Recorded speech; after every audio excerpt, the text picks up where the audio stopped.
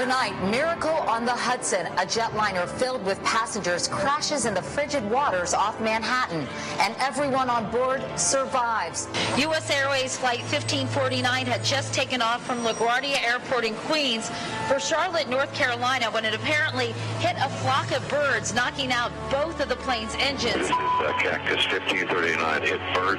Cactus 1529, turn right 280, you can land runway 1 at Teterboro. We can't do it.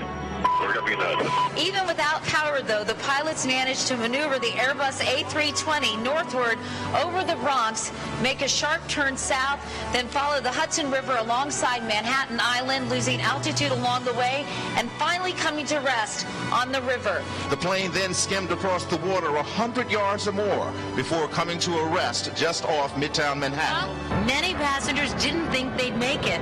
One man turned his cell phone on so his body could be found through the phone's GPS. A woman left a message for her husband.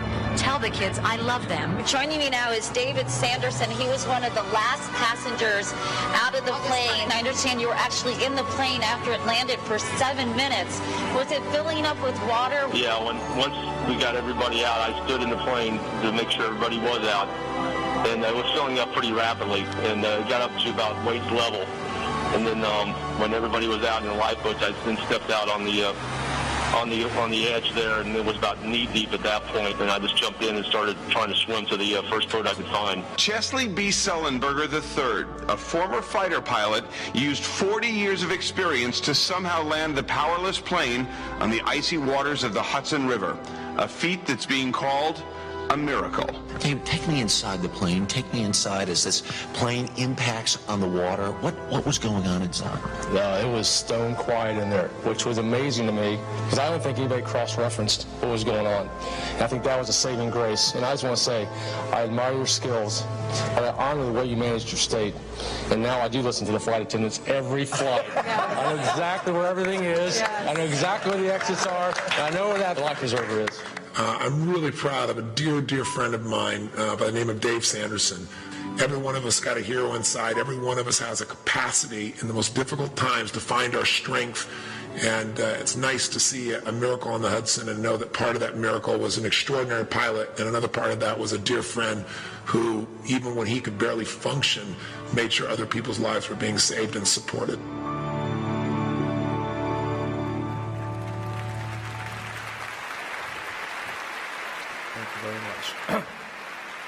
Wow, thank you. Wow. It's a different perspective up here. Look at all the different colors. Well, thank you so much, Superintendent, for having me today, and Anita.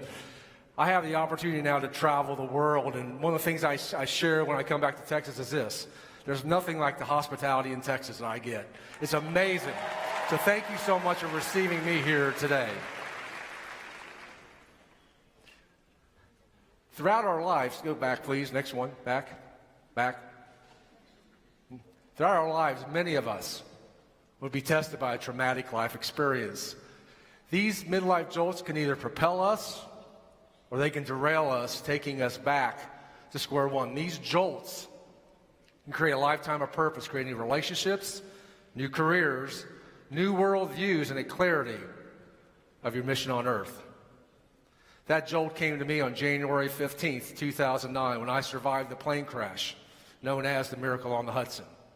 Over the next 20 minutes, I'm going to share with you about being resourceful and employing your own personal leadership skills.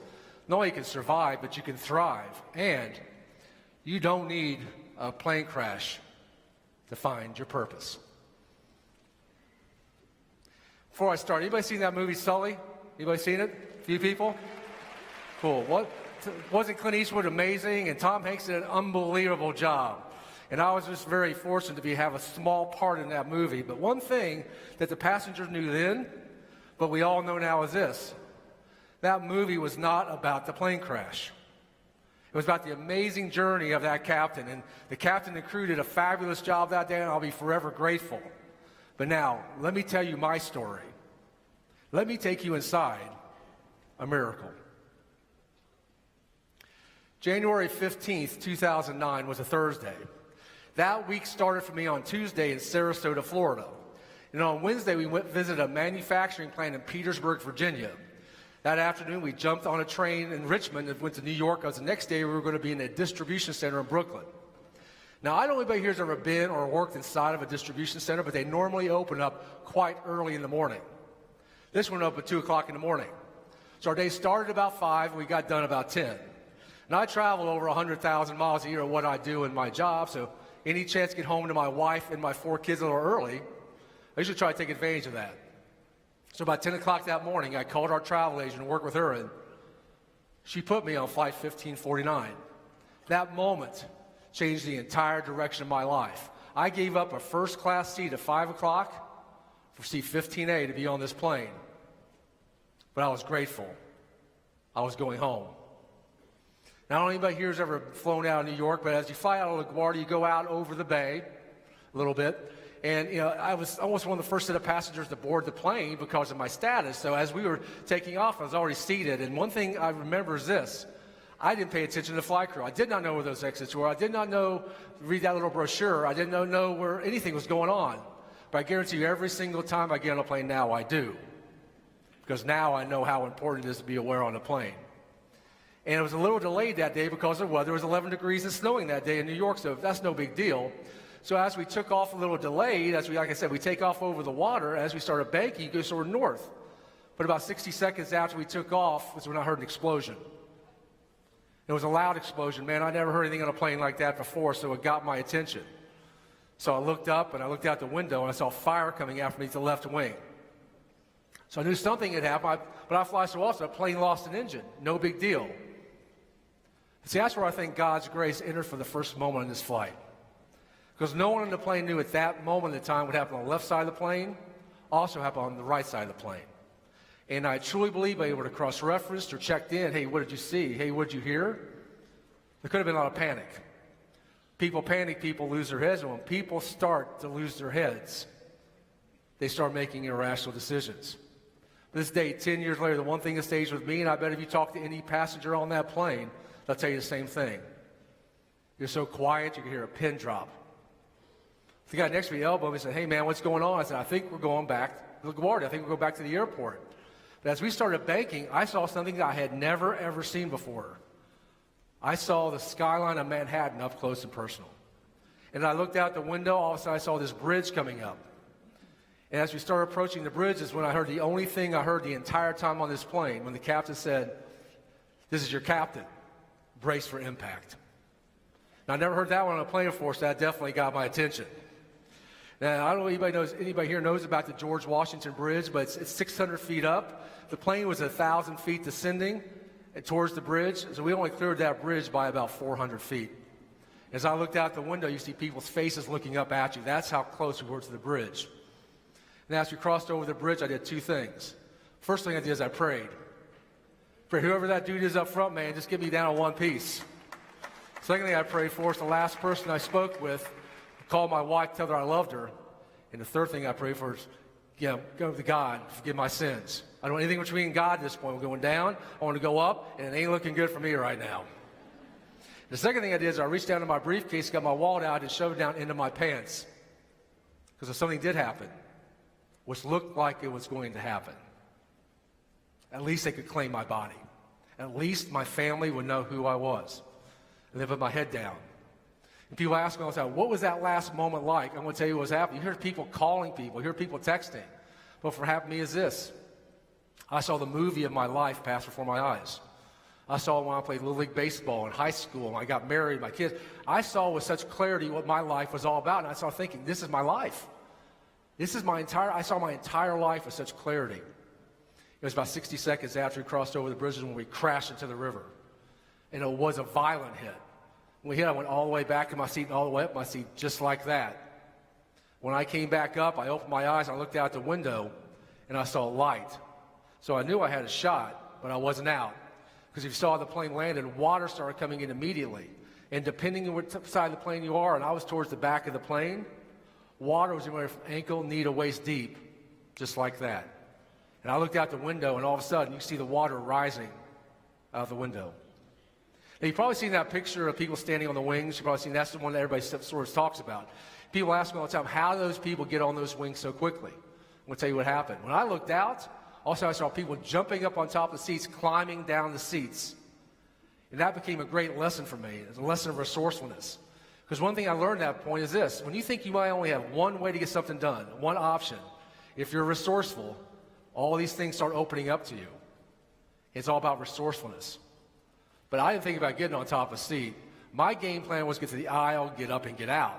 But when I got to the aisle, something happened. Only changed that day for me, but changed the entire direction of my life. That moment changed everything. My mom kicked into my head. My mom passed away in 1997. But there's something she would tell me when I was a child that just popped into my head. And it was, if you do the right thing, God will take care of you. And, thank you. And the right thing for me was you help other people first. See, I grew up in a small town outside of Cincinnati, Ohio. I ran with a group of guys, and the group of guys I always hung with always had each other's backs. So I went towards the back of the plane to see if anybody needed help. And I got behind everybody in the back, started making my way out with them. Now you got to remember, based on the impact, some of those bins have now popped open. The luggage is flown out. You're waist deep in the water, and it's dark in the back of the plane because it's already underwater. So as you're making your way out, you start hitting things. But the first light that I saw, can you go back to the last slide, please? First light that I saw was, I got out, I looked out on the right side of 10F. When I looked out, there was an amazing sight. Go back to the last slide, please. There was no room on that wing for me. Back to the next slide back, please. There's no room. Yeah, go ahead and run that again. No room on the boat for me, but it was an amazing sight. People were already being rescued. I don't know who said this, and I give them 100% of the credit when they said the crew got everybody down that day, and the crew and passengers got everybody out. But the real heroes of the day were the first responders. And the first of the first responders was the New York waterway, the ferries. They were there about 2 minutes after this plane crashed. There's a lot of ways to describe a miracle. Having someone there to rescue you after a plane crash in ice cold water in just a couple minutes, that's the start of a miracle. Now, as you look at this picture develop, what you're going to see is this. You're going to see an amazing picture because it really tells you a lot about what was going on that day. What you're going to see when this all plays in is one thing you're not going to see is the crew. All the crew went out to the left side of the plane. So the right side of the plane was totally led and managed by people with zero experience, zero training. And that told me a lot about leadership. Because one thing about leadership is this: people lead people. People don't lead projects. People lead people. People step up when things have to be led. That was a great lesson for me in leadership. I had the opportunity many years ago to escort a guy by the name of General Norman Schwarzkopf. Have you ever heard of Schwarzkopf? I had the opportunity to be with him, and I was a whole day with him. I learned a lot of things. He told me that. He said, remember, for the rest of your life, people lead people. People don't lead projects. And now as you see this picture come in, you see this. You see me hold on that lifeboat. And the reason why is this. I don't know if anybody here knows anything about the Hudson River. I've learned a lot about it over the last several years. It's got extremely fast current. That plane actually floated down the river about a half a mile in 24 minutes. So that plane was floating down the river. That lifeboat was floating out into the river. And they, like I, and I would say probably you, who reads the instructions? No one reads the brochure. It's actually tethered to the plane, but no one knew that. So they were floating out. They kept screaming, hold on, hold on, hold on. And that's why you saw me hold on to a little lifeboat, waist deep in 36-degree water for about 7 minutes. Now I looked out towards the wing, and something caught my eye. It was a lady, and she wasn't moving. Now, you've probably been in meetings like this. You've probably been in classrooms like this, where all of a sudden somebody locks up, and you just can't, they don't know what to do. They're in that trance. One of the things I've learned through my training is the way you get the people out, you got to do something radical to break people out of it. So I started yelling at this lady. And all of a sudden she looks at me and is like, who's this old man yelling at me? But I got her attention. And there's a lady on that lifeboat. I grabbed her hand and got her on that lifeboat. And all of a sudden you saw people walking down a wing to get off the plane. And a couple minutes later, I felt the plane shift, and I don't know what happened until later. I found out there was a tugboat. There was a part of the rescue that hit the front of the plane as it was backing out. It shook the plane. When it shook the plane, I felt water going up my back, and the first thing I thought about was Titanic. I remember that movie when that boat tipped up, I sucked everything down in it, and my thought was, man, do not be sucked down in a plane. You're almost out here. Do not be sucked down in a plane. So I stopped here, and I think my mom and my dad, because they had made me get swimming lessons when I was a child. I mean, never be able to get off this plane. And a few years ago, I started thinking about that moment, and it reminded me of the time when I was 12 years old, and I was in Boy Scouts. Anybody here been in Boy Scouts? I was in Boy Scouts. And I was going for this thing called the Order of the Arrow Award. It's a camping and orienteering award. It's where your dad drops you off when you're 12, so I'll see you in a couple days. And you're out, it's like Survivor on steroids, all right? All these activities, they give you this law, you got to whittle it down. And one of the activities we had to do is get across a river to the other side. Now, yes, you could walk down the bank and go across the bridge, or we're 12 years old. We jumped in the river and swam across the river to get to the other side quickly. I thought, it was that moment when I was 12 years old will give me the certainty to do what I was going to do at that moment in time. Because as soon as I felt that plane shift, I felt water up my back. I'm like, I am out of here. So I jumped in and started swimming to the closest boat that I could find. Had to be into that wing. Now, it's the longest 10-yard swim in my life because not only was the water 36 degrees, but there's jet fuel in the water. And I don't know anybody about jet fuel, but jet fuel is very toxic. When I got back and went to the optometrist, he checked my eyes, and this is why you see me wearing glasses today. I got jet fuel in my left eye, and they couldn't get it out. Now, if you saw the movie, if you go back to that picture, please. If you saw the movie, he saw the ferry in the movie had a plastic ladder. Go back, just keep going, all right? That's all right. We'll get there sometime. We'll just keep going. So if you saw the movie, right? The ferry they had a plastic ladder they rolled down. That's the kind of ferry I went to. So when I got there, I got my backside up close, and they're yelling, climb, climb, climb. And I yelled, can't. And then my mom started talking to me again, because the word my mom hated most in life was the word can't. If you grew up in our house and you said, I can't to my mother, she said, if you can't, you do it, you're going to do it. Her worldview was, if you can't, you must. We grew up in a house where can't wasn't a word. So I got one arm up, I felt somebody grab it. I got the other arm up, I felt somebody grab it. To this day, I do not know who these two gentlemen are. But they pulled me on one of those ferries, threw me over the side. Now they're yelling, get up, get up, get up. And I got up and got to the side of the ferry. I'm like, I made it. But I didn't, because that was my moment. One of the groups I love speaking to, the Mocher firemen. I love speaking to firemen, firefighters. They get it, right? They just get it. And you see these pictures, these firefighters are rushing into the fire, right? But all of a sudden, you see the fire's over, they come back out, they're sitting on the curb, they got nothing left. They've given it all. They have nothing left. That's what happened to me. I was so cold. I can't explain how cold 36-degree water is. It just takes it out of you. But it's amazing where people are in times of a crisis, where God puts people. Because the guy on this ferry, he had a gray suit on, he had a laptop over his back, but most importantly, he was dry. But what did he have? He had an iPhone.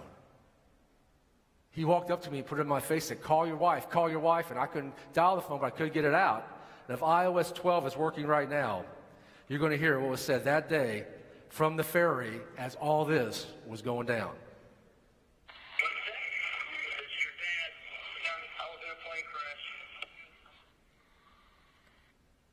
That's all I could get out. This is your dad. I've been in a plane crash. Now, my wife's not home waiting for me to give her a blow-by-blow of my day. She actually has a real life. She's taking our son to basketball practice. So my daughter, who then was a junior in high school, is the one who got the message and how to communicate this to my family. Now, anybody here not been in New York or New Jersey? Anybody? Cool people? Can we get that picture back up here again, please? We're going to try it one more time. There you go. Hold it. Don't move it. All right? So this picture, I'll give a quick geography lesson. This picture is great because it tells you exactly where it all went down. So if you look in the middle of the picture, that's the Empire State Building. Big buildings to the left of that, that's Manhattan. But if over there is New York, the other side of the river is New Jersey. And 5 years ago, I had the honor and privilege of speaking in New Orleans with the guy who wrote the plan for maritime rescues in the Hudson. Amazing talk. A plan execution talk. Amazing talk. And I learned a lot of things. One of the things I learned was pretty basic. Whatever closest point to shore you were is where you're going to go.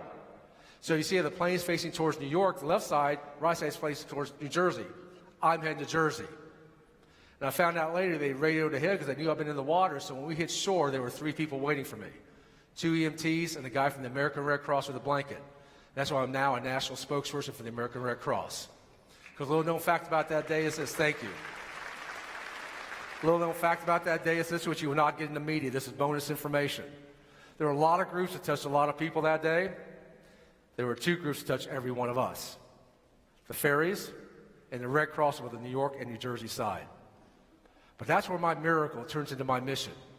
And now I want to talk to you about how does a miracle turn into somebody's mission? And how has that mission become realized? Next slide, please. There we go. Cool. The Sunday after the plane crash, I went to my church. And that Sunday, everybody really wanted to talk to me, but there was one guy who really wanted to talk to me. He was in charge of men's breakfast. He came up to me and said, "Hey, Dave, will you speak at men's breakfast next Sunday?" I said, "No problem, man. 50 old guys eating pancakes? Got it. Walk in the park." I didn't know they invited half of Charlotte. 500-600 people show up. I didn't run out of pancakes. Now I have hungry, angry Methodists on my hands. Anybody here a Methodist? If you got a few Methodists, they'll tell you, right? You better have food, right? It might be all right for the Baptists, Episcopalians, or Presbyterians, but if you're a Methodist, you better have food. So I have a bunch of hungry, angry Methodists. I don't even know what I'm doing now. So I'll go behind the curtain and say, "God, give me something to say, man. Give it to me now. Deliver." And he gave me something to say. I get done speaking. 2 men wanted to talk to me. One was from Bank of America, one was from Wells Fargo. That was no big deal. They had people on the plane with me. But I look at the back of the room. I see this elderly lady looking at me, staring at me. She catches my eye. All of a sudden, she starts making her way up over here and takes a hard left. Interrupts this conversation. Interrupts it. Grabs my arm really tight. I'm like, "Whoa." But she looked me in the eye and said something that would change that day for me. That moment changed the entire direction of my life. She looked me in the eye and said, "I was questioning if there really is a God. I don't believe in miracles. But you are physical evidence that there's a God. He does miracles. Thank you. Thank you."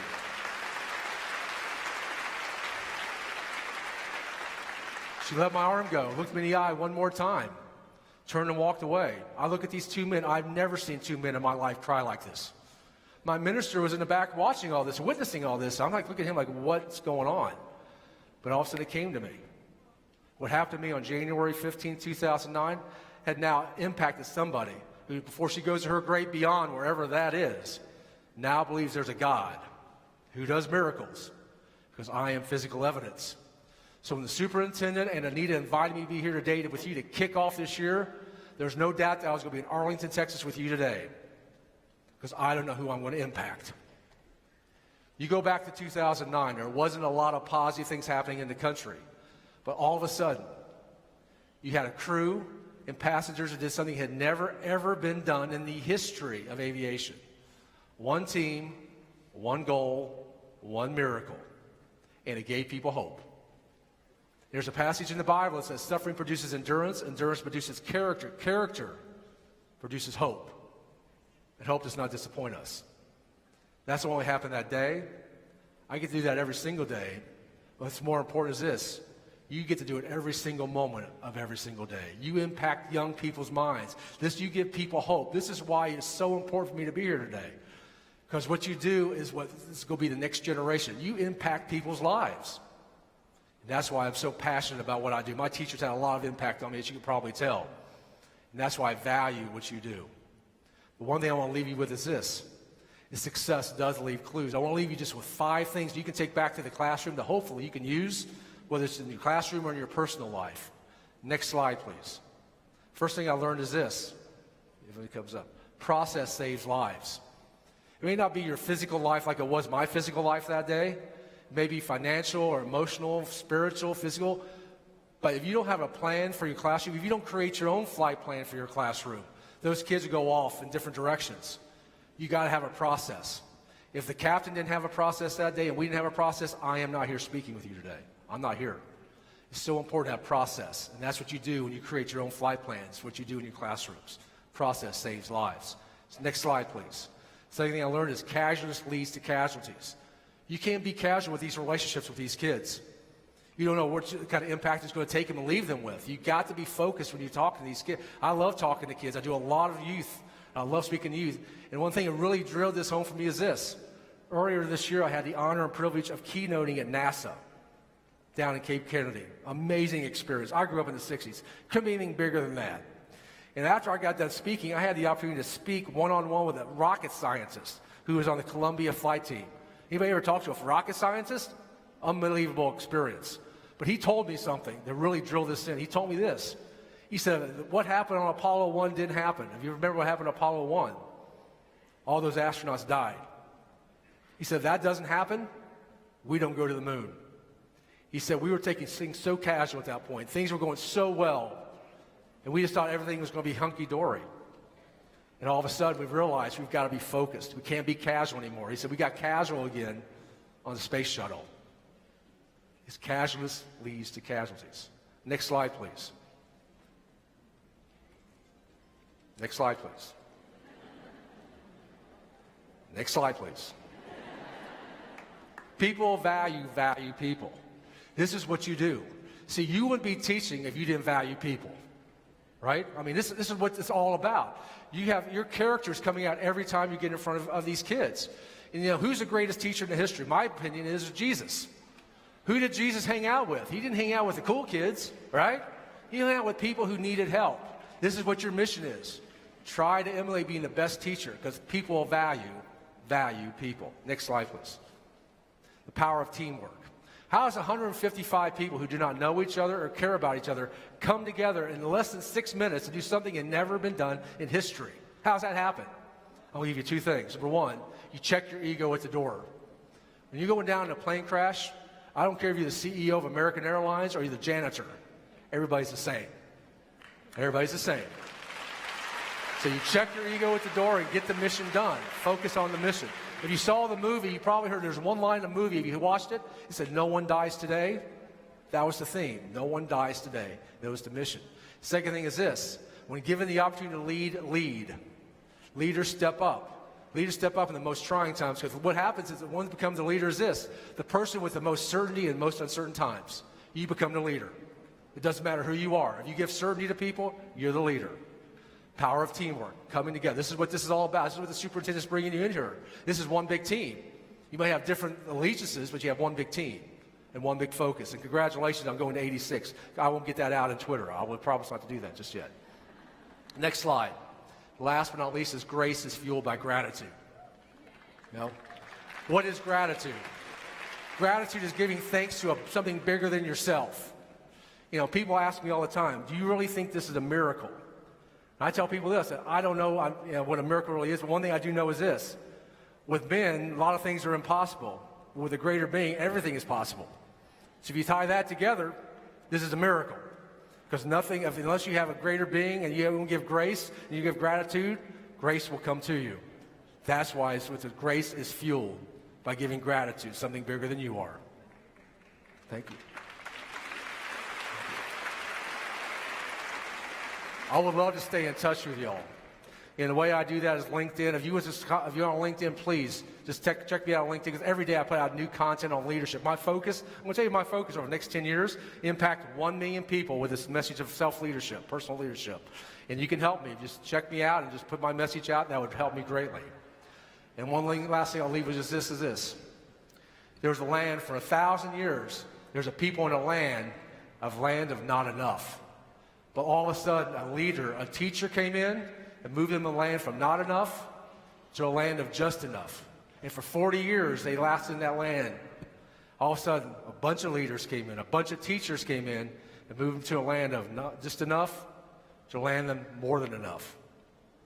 My goal for you this year is this. You move these kids from a land of just enough to a land of more than enough by leading them, giving them inspiration, focusing on do the right thing. In every circumstance, just do the right thing and it will work out for you. I want to say may God bless you and may God bless your school district. But right now, most important, may God bless the United States of America. We need a lot of help. God bless you all. Thank you very much. Thank you. Come on, Arlington. Let's give them a big Arlington. Thank you. Thank you so much, Mr. Sanderson. Thank you very much. God bless you all. Thank you. Thank you.